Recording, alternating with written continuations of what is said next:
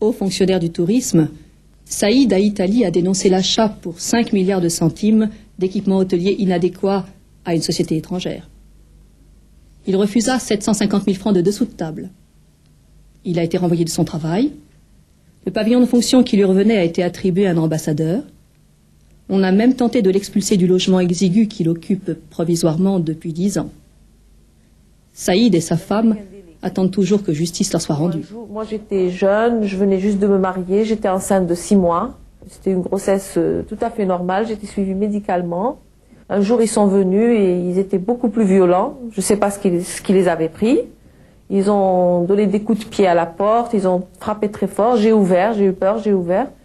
Et là ils m'ont menacé, puis j'étais au bord de la crise de nerfs, je commençais à pleurer, à crier. Ils ont pris peur, ils sont partis.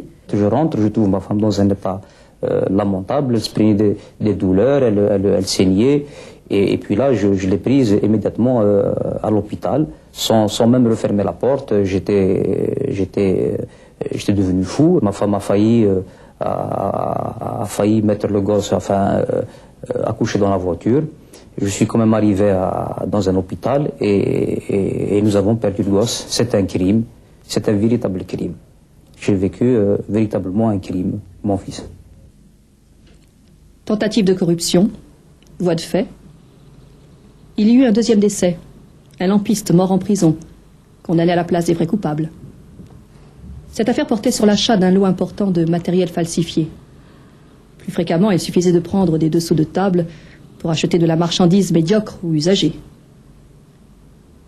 Combien ont coûté tous les ensembles touristiques d'Algérie? Des personnes avisées nous ont expliqué que le ministère du Tourisme n'était pas le plus gros consommateur de devises.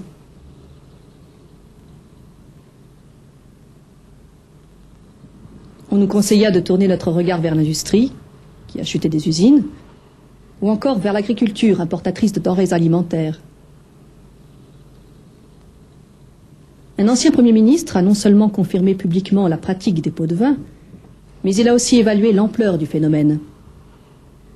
Je suis parti, si vous voulez, d'un calcul qui part d'une déclaration d'un responsable algérien qui l'a dit, c'est vrai, à huis clos, qui reconnaissait qu'il y avait des commissions qui étaient touchées de l'ordre de 20%.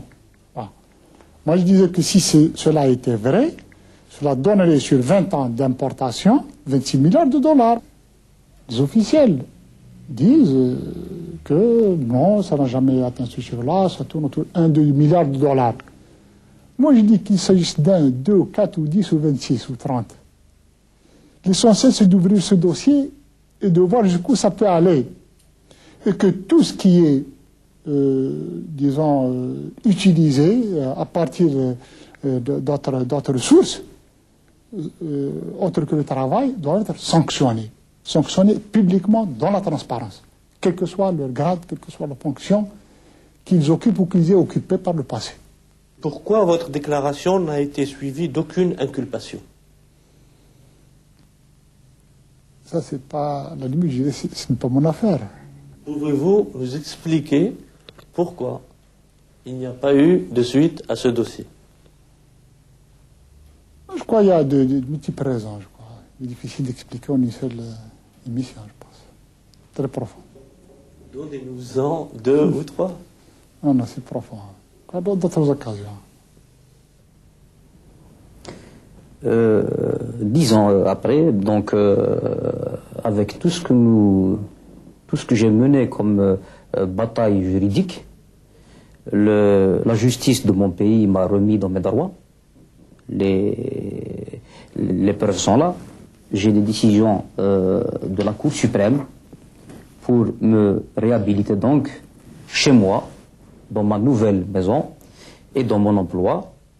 Et malgré ces décisions de la Cour suprême algérienne, je n'ai pas été réintégré ni dans mon emploi, ni dans mon logement. Oui, depuis donc 10 années, il y a d'autres victimes dans cette affaire qui ont payé le prix fort.